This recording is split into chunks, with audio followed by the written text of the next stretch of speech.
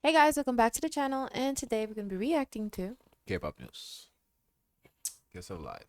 Hey everyone. Kiss of Life controversy. Fans divided over handwritten apology.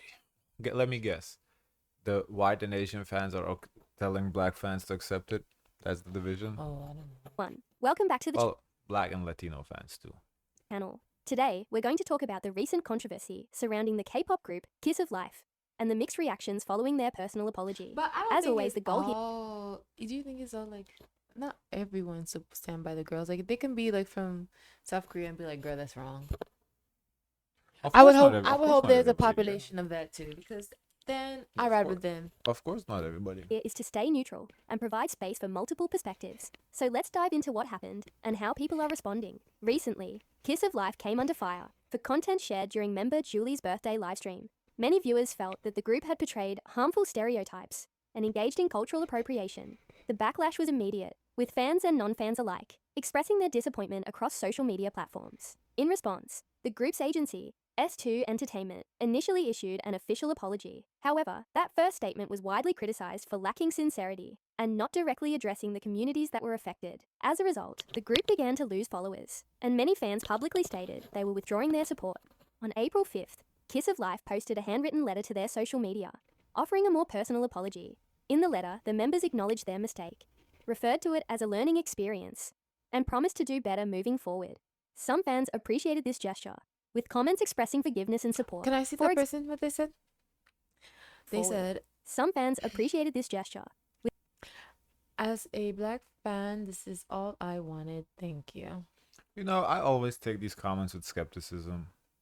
Because even in our comments with the whole Blackpink, we have like Blackpink defenders and and I am black. Like, are you though? I can say I'm black on the internet too. Yeah. Like, are you though? But the thing is that just because one person accept the apology doesn't mean you can tell everyone, "Oh, you have to accept this apology," if that was enough for you. You know? Right, but by the same logic, there isn't going to be an apology that's going to please everyone either. Exactly. And then people are entitled to feel how they feel. But I do feel like there's a good majority of us out here Fair. saying that that was not sufficient whatsoever. That's fair. Yeah, no, I'm just saying like this comments like that. Oh, as a black person, black fan, whatever. It's like most of the time I feel like these comments are made by their fans. They just change the profile pic to a black person. Oh, as a black person. I can see that too. I don't buy it. With comments expressing forgiveness and support. For example, as a black fan, this is all I wanted, thank you. We love you guys. It's okay to make mistakes. Don't care about the haters. However, not everyone was. They spelled it wrong. This Don't is care not about this the is a fake haters. comment. That's a fake Haters. comment. That's not cherry pick like 2-3 comments you find. Many users questioned the sincerity of the letter, pointing out that it lacked a direct mention or acknowledgement of the communities that were hurt. Others referenced the group's pre-livestream comments, where they asked fans to stay loyal, suggesting that the members knew their actions could be offensive ahead of time.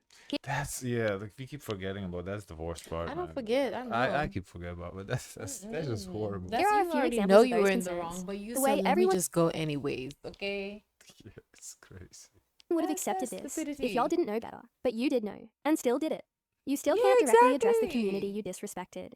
This feels like a PR move to get fans back. There's also a broader conversation happening about how apologies in the K-pop industry. But how come like you're not showing the faces of the people who are saying those comments, but you're clear to identify that these other two comments were made by black fans.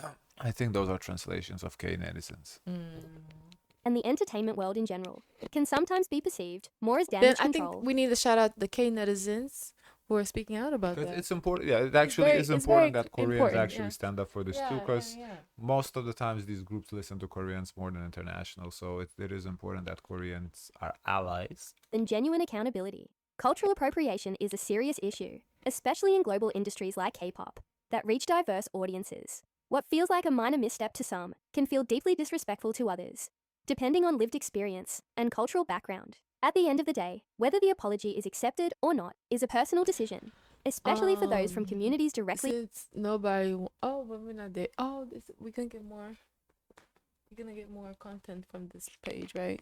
I'll hold my comments for later. There isn't gonna be anything about Blackpink. So There isn't. Oh, okay. Oh, let me address it since nobody want to cover Blackpink.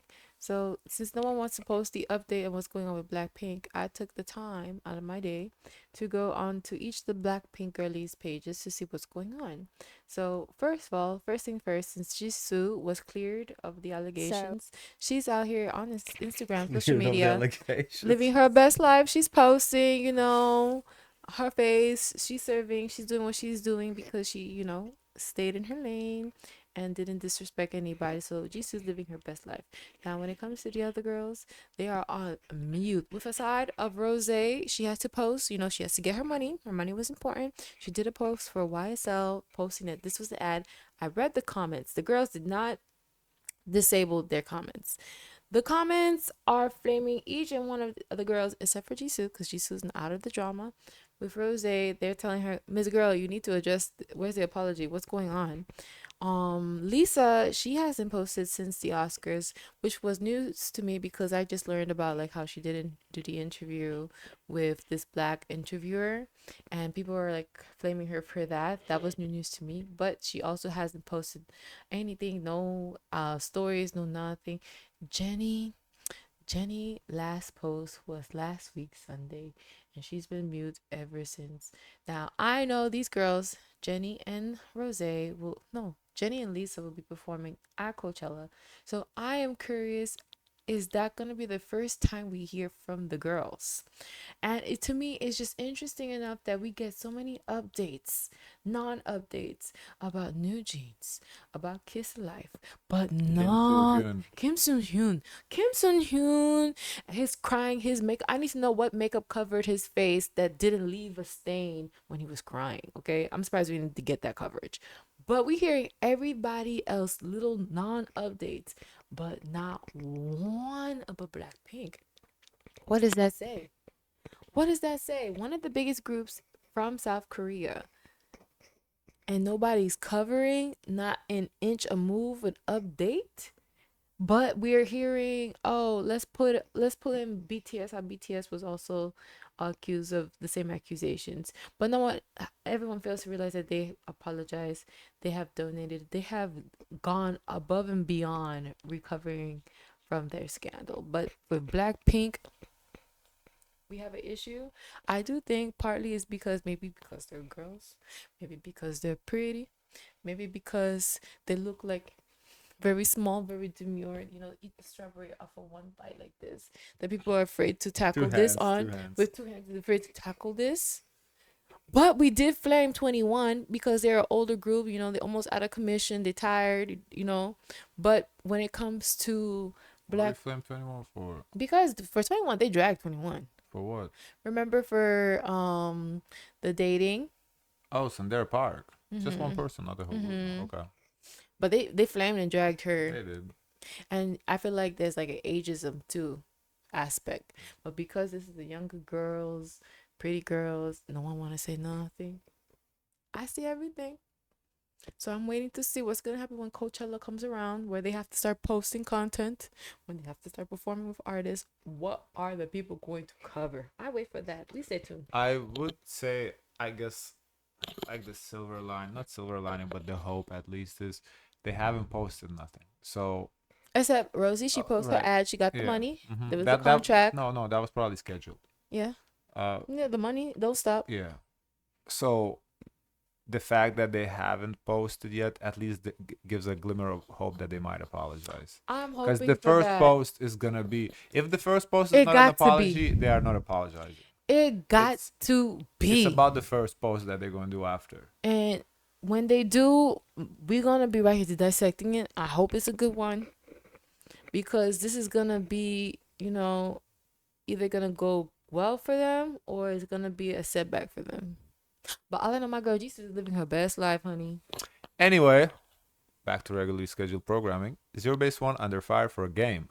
Is this really queer baiting? So, Zerobaseone is trending again, but this time, not just for their visuals or talent. No, it's because a clip from their Inkigayo appearance went viral. You know the one. They played the classic Pepero game, a game that's literally been a K-pop variety staple for over a decade. I've seen and now like a lot of queer baiting in K-pop. Like sometimes I feel like, is this a setup for porn? Like soft gay porn? What, like what? Like, for example, like they'll have the two guys, they pose for a picture and they're very close in the face. Yeah. And I'm like, is this a soft gay porn going on here? Overall, K-pop idols interaction for Western cultures a little, yeah. I was like, And maybe not even like maybe not for Western, for like Western conservative cultures. Like, as the liberals, they don't care. But like Yeah, the of course, I don't conservatives, care. yeah, for conservatives, like the way they interact, it's Coming from like a culture that I would think is conservative, like it's conservative, but I think it's normal though. Like I think it's accept, because the intent of like love, or like same sex relation, it's not this, there's no intent, it's just very friendly. And I think that's just how they interact naturally, like outside of being idols. I think as friends, maybe that's how guys interact, and that's why they interact like that on camera, because that's just natural to them. But for somebody watching who's like more on the conservative side, it can easily come off as gay though. Accused of queer baiting. Let's unpack that. First, the Pepero game is nothing new. From SHINee to BTS to EXO, generations of idols have done it, and fans have always enjoyed it as lighthearted fan service. It's cheeky, it's how do you playful, play? and yes, it can come across as flirtatious. But suddenly, because Zerobaseone did it, it's labeled queer baiting. This isn't just inconsistent, it's unfair. Let's be real here. Accusing This is like, what, you're eating like a pretzel or a Pocky stick until you kiss. Oh, I thought you had to get as much of it as possible. Well, okay, here in the West, I don't know if you play in Lithuania, how you play, usually it's a girl and a guy. Two guys don't ever play that game. It's a girl and a guy, and you eat until you kiss. Really? Yeah. That's like a party. You play? No. Why you don't play? I never played that game How particularly. you know this game? I mean, I've seen it. Oh. But yeah, it's just two guys don't do it now. But if guy and a girl, you eat something until you kiss. It's like they did that at my parents' wedding. Oh, is this like spin the bottle? Spin a bottle is a different variation. Yeah, that's just kiss. There's no eating. Just kiss. You spin the bottle. This is like you eat until you kiss. Yeah. Someone of queer baiting isn't just about calling out performative behavior. It's a serious claim, one that hinges on intent. Zerobaseone has never used queerness as a gimmick. In fact, several members have shown meaningful, visible support. Oh, queer baiting is, I guess, does it mean like attracting gay following? Because maybe he's gay, to create like a gay illusion? Is that what it is? Oh my goodness. To have appeal. K-pop and their illusions. For the LGBTQIA+ community, Jiwoong acted in a project that tackled homophobia. Hanbin has embraced queer-coded dance styles that challenge gender norms. Hao lent his voice to a BL soundtrack. Matthew literally supported a lesbian fan during a fan call. These aren't coincidences. They're actions, and they matter. Here's the irony. We constantly hear, bring back fun K-pop, or idols aren't as playful anymore. But the second they are, it becomes a problem. What is it then? Do we want idols to be open and expressive? Or are we only okay with it when it fits our narrative? Also, let's not forget the hypocrisy of assuming they're straight just because they participated in something fan-servicey. That's still a sexuality assumption, and it cuts both ways. You don't get to accuse someone of queer baiting while insisting you know they're straight. That's just reductive. Look, no one's saying everything idols do is above criticism, but there's a difference between being critical and being reactionary. Zerobaseone played a silly game. Fans laughed, some blushed, and others screamed queer baiting with Zerobaseone? Just say CB1. Without context or nuance. At the end of the day, what we should be doing is creating a space where idols, queer or not, can express closeness, softness, and affection without everything being sexualized, scrutinized, or shamed. Let people enjoy things. Let idols have fun. And maybe, just maybe, let's start projecting our biases onto people we don't even know. Zerobaseone isn't queer baiting. They're just being themselves. And that should be more than enough. Baseone, yeah, that sounds fun. I don't really know what I think about this. I don't know. It's not like just in the K-pop world. Also here in the West, they do queer baiting too, and there's a lot of people who flame because a lot of people they live being gay. So to just play on it to get an appeal, just to profit off of it, I can see the problems and the issue of that. I think the question is no, we're not debating whether queer baiting is wrong or right. Of course it's wrong. I think the question here is, are they queer baiting? To me, if it's like these are like standard games that they played decades ago on K-pop, then I don't guess it's not queer baiting. It's if they're not coming out of new ways, to attract queer following, then I don't think it's queer baiting. No, not even queer following, because queer following could be just saying, "Oh, we're pro LGBTQ." That attracts queer. That's not baiting, but queer baiting is like creating illusion that you're gonna, how they have these parasocial relations, so create a parasocial relationship with other guys. It's hard to say if that's what they're trying. I guess maybe it's for the queer community to decide. Oh yeah, of course. For me, I'm I not too don't, sure. I don't really know. Yeah, it's hard to And say. I don't know that the guy's viewpoint too as well. Guys probably just do what the label tells them to. Anyway, finally we get Stray Kids in these news, because I've been saying What that happened here? Stray Kids Bangshan, when appreciation turns into backlash. I was just talking about this on Discord last night. Let's see. Because of his Oh, recent my drop? goodness. No, not drop. It was like a fan. He said that this fan base feels like the second home, and other fan bases got offended. Recently, Stray Kids leader Bang Chan found himself at the center of an emotional controversy, one that sheds light on a recurring issue within K-pop fan culture. The misinterpretation of idols' words and the What do you say? issue within K-pop fan culture. Whoever was mad about Chang calling Brazil another home needs a reality check. They have millions of fans everywhere. How can you call yourself a stable acting so selfishly? The misinterpretation of idols' words and the disproportionate backlash that can follow during a concert. Yeah, I think people got to realize that idols, so they just say stuff to say stuff. They don't actually mean it. Like, I don't know. We've seen like Brazil, their yes, crowd. Brazil's crowd. They show a lot of love yeah. to the people the artists who come to host a concert events and let them feel so warm and welcome to come back.